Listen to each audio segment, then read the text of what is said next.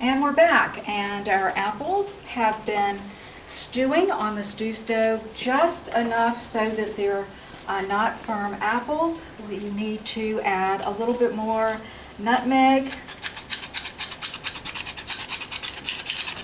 And then because they are really sweet apples, we're going to add about a tablespoon of lemon zest and some lemon. I know you wanted to use the zester, so there it is. The wizard.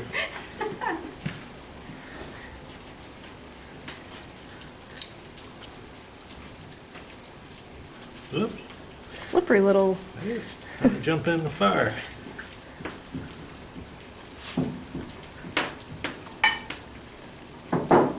Think a half is enough. Instead of tablespoon. So I guess we are now ready to get our apples into the pie crust. We'll do that over here. All right, we'll do that over here. Hold for This mild is- rearranging. This is why we test. Okay.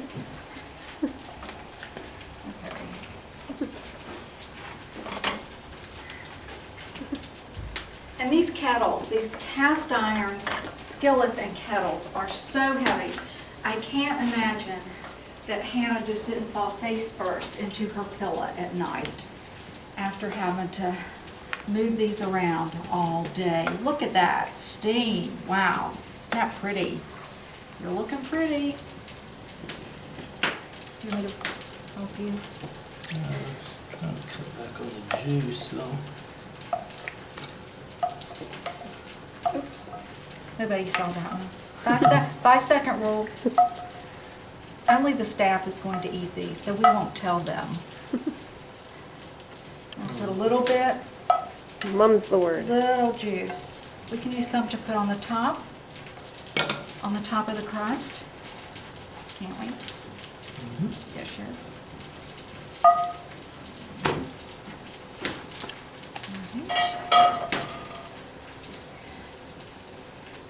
Put our pie crust on the top.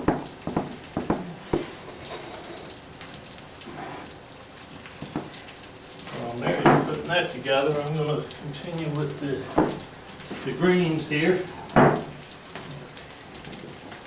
Onions and garlic are sauteed nicely. That smells so good.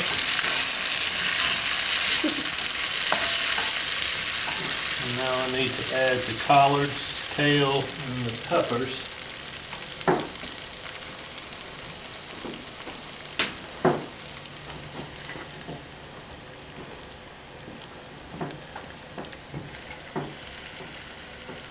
It always seems to take up a lot of room to start with, but it all cooks down.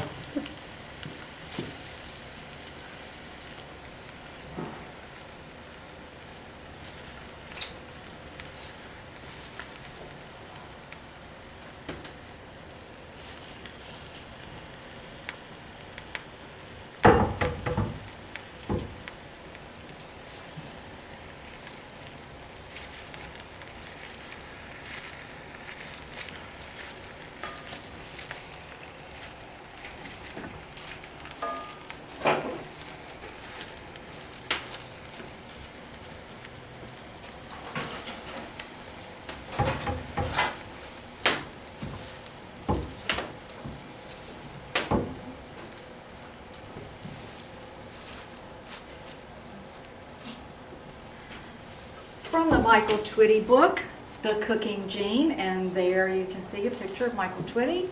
He cooks at Colonial Williamsburg, at Monticello. He's cooked here at Poplar Forest at the slave quarter site. And so he has, we really like the couple of recipes that we've done on Michael Twitty.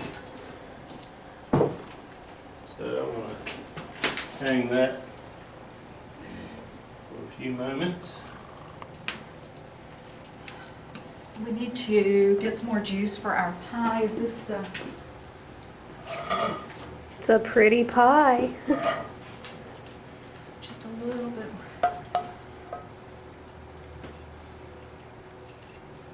Ah, yes. All the cinnamony goodness. Do you want to pour it? Do you think it will? I can. That's a lot of juice. I don't have to pour it all. Okay. I'm talented that way.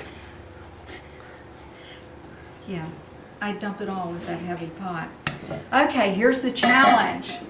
To get it into the spider kettle because the bake oven is out of commission. So, You guys need to do something about that. this is our spider kettle. Grab my rag here.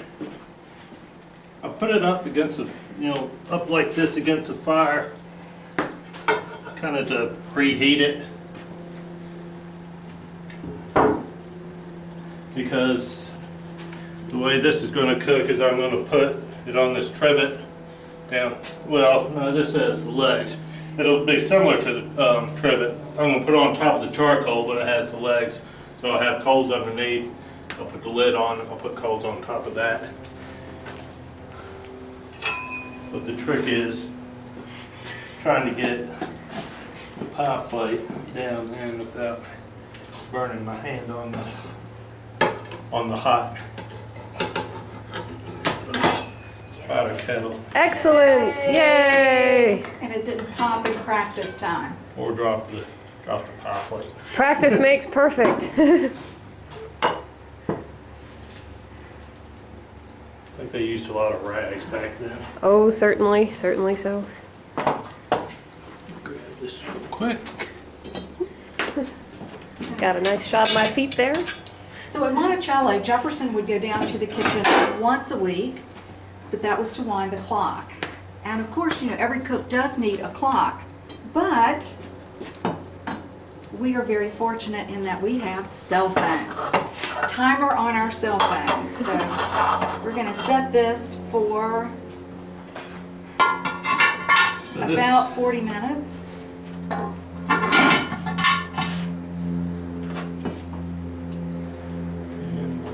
All right, and the pie is in.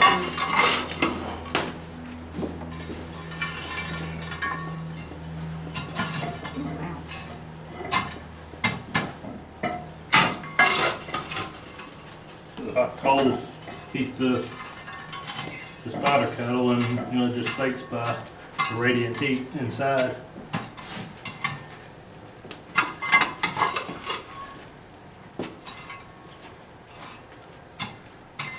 So we'll come back and check on that. After next we're going to heat up some water and parboil some parsnips and cook our fish, which is halibut, or parboil it. And then in our last bit, we'll put it all together. And parsnips, we're taking them out of the Mary Randolph cookbook. And the Mary Randolph cookbook, she's the sister-in-law of Martha Jefferson Randolph, Jefferson's daughter. She used them in a butter sauce. We're doing a little modern twist on them in that we are going to fry them in butter. Jack Geary, our director of archaeology, said, well, you should talk about salsify. So salsify was in here too. So it says that they are very excellent vegetable, but require nicely in cooking. Exposure to the air, either in scraping or after boiling, will make them black.